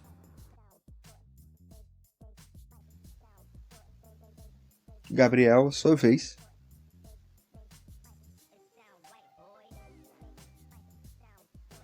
Sobre a relação entre anarquismo e democracia, eu enxergo que existem dois caminhos aí, né? Existe o caminho do ideal e existe o caminho do possível e que, consequentemente, somos críticos e opositores. A relação do anarquismo com a democracia se dá no campo ideal da democracia direta. Cada homem representa a si mesmo, cada homem tem poder de barganha para expressar o que ele quer, ele tem a capacidade de participar nas questões organizacionais da sociedade, ele tem capacidade de trabalhar para o seu sustento, para o sustento daqueles com quem ele vive, e é isso, né? A democracia direta seria a emancipação final do homem, a meu ver. Só que isso muitas vezes não é possível, principalmente da forma como os estados-nação se desenvolveram, os estados modernos, né? Dentro de uma lógica de organização social tão grande, né? Com populações gigantescas e centralizadoras, a democracia direta acaba se tornando inviável, e aí o que se tornou possível é a democracia representativa, dentro de uma lógica democrática, liberal, economicamente falando capitalista, né? E que tem as suas falhas, né? Falhas das quais somos todos críticos, né? Mas, toda vez que eu digo isso, eu também preciso dizer que a gente tem que tomar cuidado. É claro que somos críticos e opositores ao que existe hoje, mas a gente precisa delinear uma questão que é não voltar, não regredir, né? A gente quer progredir, a gente quer ir para frente. A gente quer que a democracia chegue em lugares em que ela ainda sequer sonhou em chegar. A gente é crítico da democracia representativa porque ela não garante para as pessoas liberdade e igualdade em medidas equivalentes e integralmente, absolutamente. Tem pessoas que têm muito mais sensação e tratamento igualitário e sensação de liberdade do que outras, né? Se você tem grana, você tem um tratamento diferenciado. Se você tem grana, você tem mais acesso a serviços. Consequentemente, você é mais livre, você tem mais opções, você é mais autônomo, né? E o sistema econômico capitalista, a democracia liberal, estão longe de conseguir assegurar isso para as pessoas, né? Então, é nesse sentido que nós somos críticos à democracia, né? A democracia representativa, ela está longe de conseguir representar a todos da forma como ela promete. Mas toda vez que eu vejo um recrudescimento do sistema democrático liberal para voltar para uma coisa que era muito pior, eu sinto calafrios, e aí eu me sinto quase como um liberal, porque eu me vejo na obrigação de dizer, tudo bem, isso aqui é ruim, mas voltar para trás eu acho que é pior ainda. A gente tem que pensar no que tá para frente, né? No final das contas, acredito que somos todos progressistas, né? Do ponto de vista histórico, inclusive, né? Acreditamos que existe etapas a serem cumpridas e cada síntese nos leva a um estágio novo. E a gente gostaria que cada estágio fosse um pouquinho melhor do que o anterior, né? Que guardasse o que há de bom e chegasse em coisas melhores nos próximos estágios. Então é isso, eu espero que essa resposta também tenha ficado bem respondida e não esqueçam de colocar suas respostas também nos comentários, né? Se você estiver ouvindo a gente pelo Spotify ou por qualquer outra forma de streaming, se você puder, vá para o YouTube ou para o post que vai estar no Instagram e no Facebook e no Twitter ou em outras redes sociais desse episódio e responda a pergunta também, né? Porque não vai só nos ajudar a ter mais engajamento, mas também a formar uma opinião mais concreta sobre esses assuntos que são super importantes. Bom, e para finalizar, eu queria fazer a terceira pergunta, que também é de um autor anônimo e desconhecido, né? O que esperar do mundo pro ano de 2022? Caramba, é uma pergunta meio aberta demais, né? Eu recebi essa no Twitter. Tipo, o que eu achava que ia acontecer com o mundo agora, meio que nesse pós-pandemia, início de guerra, com eleição e tal. Bom, eu já meio que falei, né? Nos disclaimers anteriores, que anos de eleição são anos muito importantes para a militância, porque a gente tem que aproveitar para desgarrar algumas boas ovelhas do estatismo, e isso é muito importante. Então eu sou o cara da militância, então para mim sempre vai ter alguma brecha para tirar algo de bom nisso, né? Agora, com o resto todo, a gente consegue tirar um panorama, assim. Eu acho que o mundo tá caminhando para real uma distopia e que não tem mais jeito de salvar a humanidade no modelo de estado que a gente vive.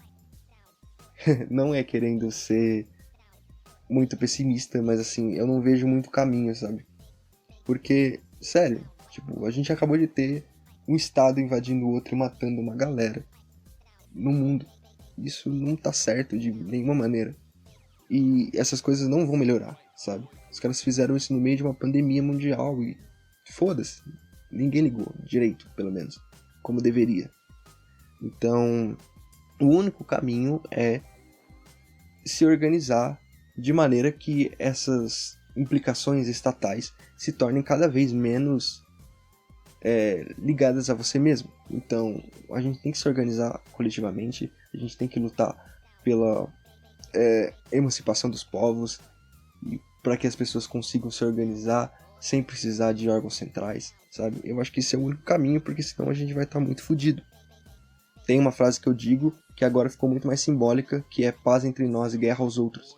Eu sempre troco o fim original, que seria guerra aos senhores, por guerra aos outros, porque nesse momento de mundo globalizado e de lutas de metas narrativas por aí, não são só os senhores que estão lutando contra a liberdade das pessoas, e sim as próprias pessoas sem saber que estão fazendo isso. Então, a gente também tem que virar as nossas atenções para os apologistas do sistema. É claro que a maioria deles não está fazendo isso por mal, mas tem uma galera que está fazendo isso de maneira consciente e que quer ganhos com isso. E a gente não pode deixar isso ficar barato, sabe? A gente tem que combater isso, e não precisa ser uma guerra armada, não precisa ser uma guerra física, mas que pelo menos seja uma guerra de narrativa. A gente tem que estar melhor posicionado nesse negócio, porque senão não vai rolar, né? Então não sei se isso responde muito bem a pergunta. Espero que o Henrique e o Gabriel tragam respostas melhores que a minha, porque, sério, é muito difícil pensar no futuro de maneira positiva, assim, olhando para tudo que tá acontecendo. E aí, Henrique, o que você acha disso? O que esperar do mundo em 2022 com tudo que tá acontecendo? Bom, eu sou um cara que acabei de fazer 30 anos de idade e a maior parte da minha vida eu vivi num período relativamente estável, eu acho, né? Comparado ao que eu ouvia falar das outras gerações. Ah, porque o plano Collor fudeu com geral, por causa da inflação, por causa do Sarney, que a ditadura militar, que a Segunda Guerra Mundial. E durante 30 anos da minha vida praticamente eu não vi nenhum grande acontecimento histórico, por assim dizer, que pudesse abalar tanto as estruturas como a gente está acostumado, ou pelo menos eu, né, que sou relativamente novo, não vi nada demais até agora, só estava vendo nos livros de história. Então parece que hoje em dia esses grandes acontecimentos dos livros de história saíram dos livros e viraram realidade, né? Então, como a gente olha aí, nessa linha do tempo, sempre deu merda, né? Sempre o ser humano fez merda, os políticos, Os tiranos sempre fizeram merda e fuderam com a vida de geral. E nesses meus 30 anos de vida aí não teve grandes acontecimentos assim, né? Então, para quem viveu nesse período mais estável, vamos dizer assim, talvez possa, olha, o fim do mundo, né? E tudo mais. Mas não, né? Isso sempre aconteceu na história e uma hora ou outra ia acontecer também. Então, vira e mexe, isso daí se repete, guerra, revoluções, e se não aconteceu ainda, vai acontecer. E é interessante que a gente está há 2 anos aí numa pandemia.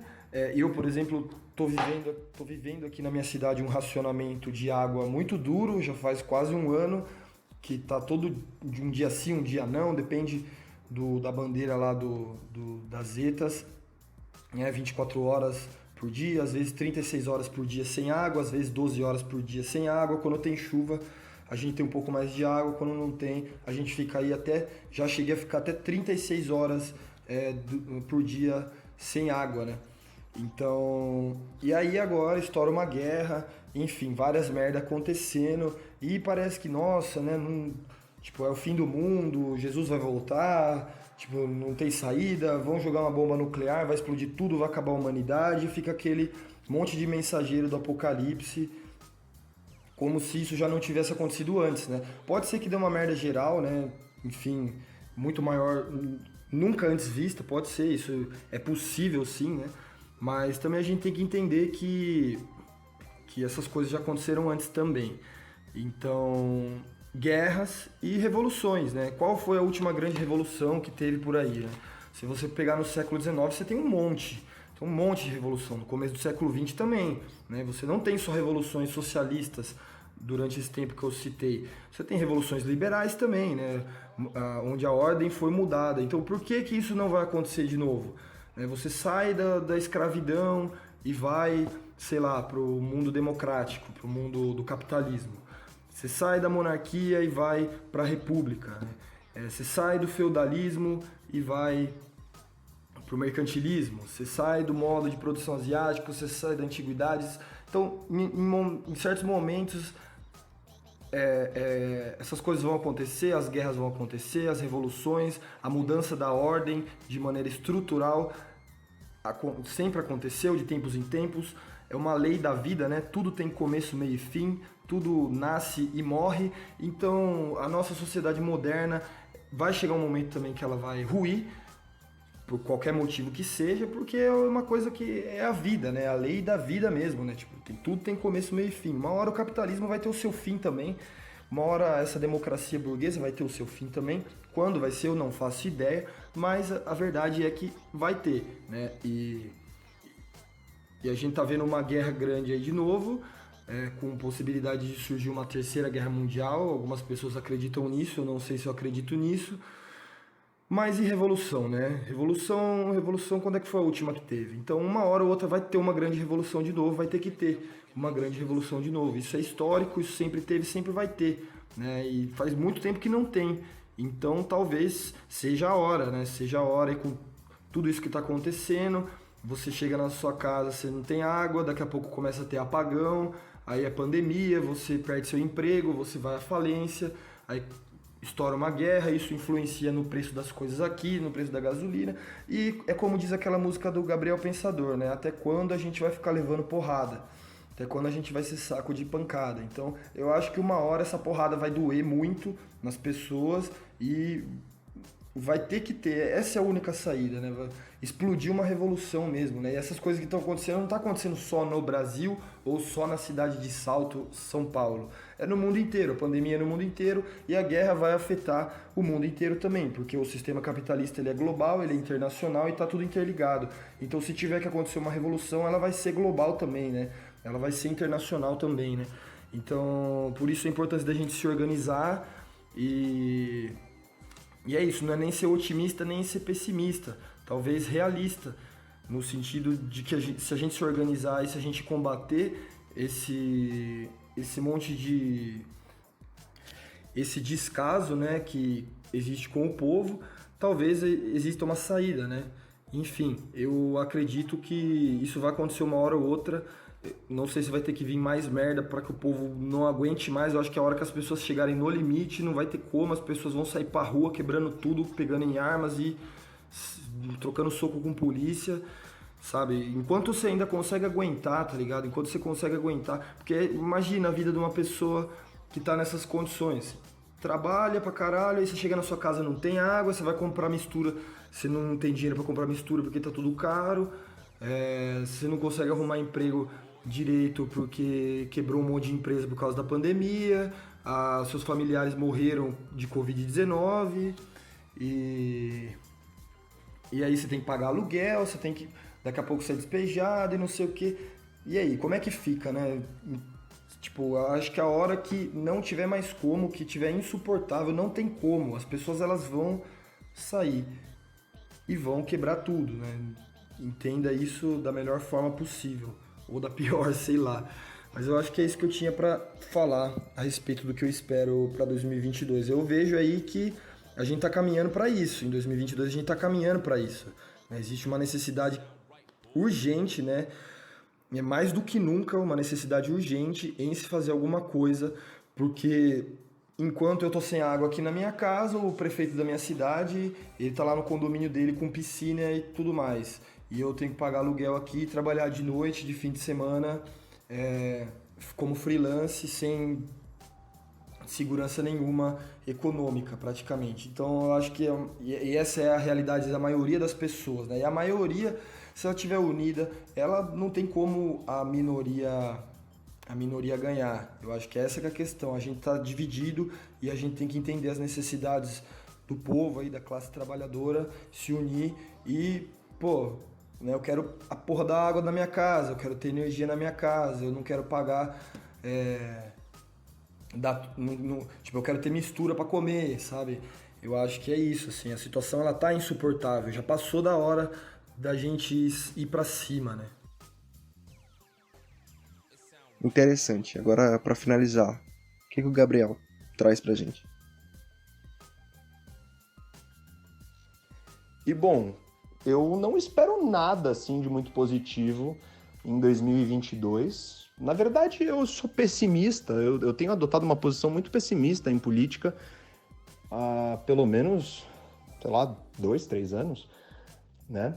E principalmente se a gente estiver falando do ponto de vista de emancipação, de maior autonomia para as pessoas, porque o que a gente está vendo em 2022 é, na realidade, o recrudescimento mesmo da democracia para um estágio pior. A gente está vendo uma guerra, um conflito, onde o que emergem são valores nacionalistas, são valores expansionistas, imperialistas, são interesses oligárquicos.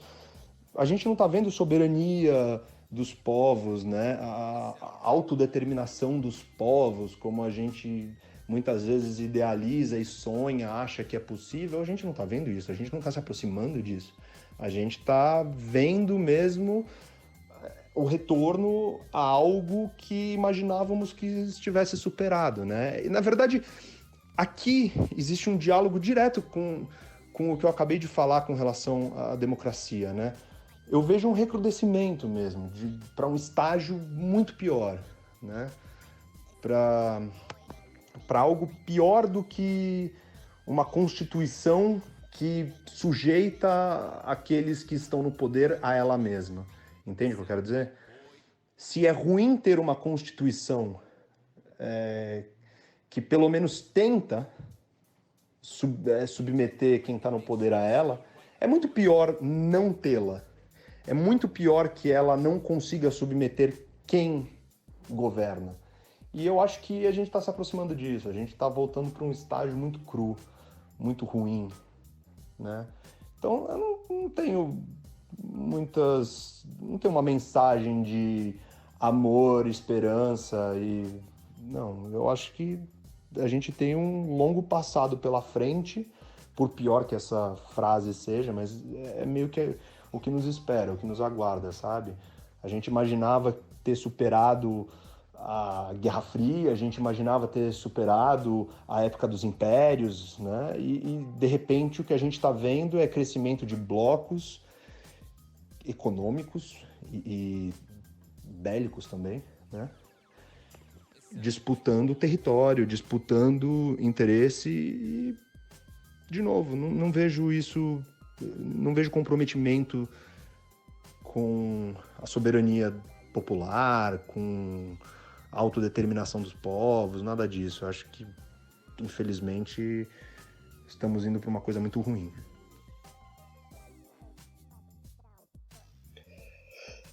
Então é isso, galera. Só na minha gravação aqui são quase 1h30 de podcast. Eu acho que boa parte disso vai ser editado e que vai ficar bem menor. Eu vou tentar deixar o melhor possível.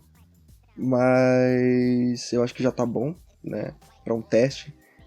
Espero que vocês tenham gostado desse formato mais individual, onde eu só sento e falo umas coisas, me abro aqui, falo o que tá passando na minha cabeça, e aí eu tenho contato mais direto com vocês, para que vocês digam se eu tô viajando, se eu tô pensando legal ou não.